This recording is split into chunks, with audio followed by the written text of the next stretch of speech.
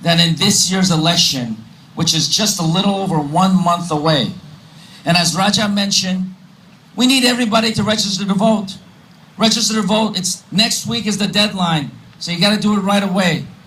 And with all the issues facing us, and these are issues I've been talking about for so many years now, masjids being harassed by the Department of Buildings and Department of Finance, not being respected for the places of worship they are, to our kids and families having to choose between school and Eid.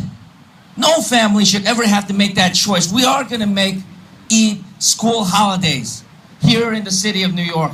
That's something I fought for in the city council.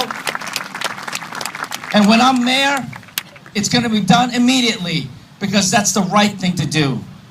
And including in our schools, our kids don't have access to halal food or things that they need. We got to make sure all of our kids, every New York City school kid, has the right things, what they need. And on the issue of police-community relations, I believe that the police department should do everything it can to keep people safe. But they've got to do things the right way in order to keep people safe. And at some point, we have to recognize that we live in America. And I've also been saying for years that it is just absolutely wrong for the police or any part of government to spy on people for no reason other than the fact that they are Muslim. How can that happen here in America? It's wrong and it should be stopped immediately. And when I'm mayor, you will see no more spying on people just because they are one particular religious group. But these are the issues facing the growing Muslim community here in New York City. And look, I'm an immigrant, like many of you. I came when I was a kid, grew up in the public schools, but look, I'm born in Taiwan, made in Taiwan, as they say. But I grew up here as an immigrant, and we are all immigrants. I know that there are some people who are not yet citizens. And of course, if you're not yet a citizen, you cannot vote. But there are still too many people here who are citizens and still did not register to vote. With all the issues that I just outlined for you, we cannot afford a single brother or sister who is a citizen over age 18 to not register to vote.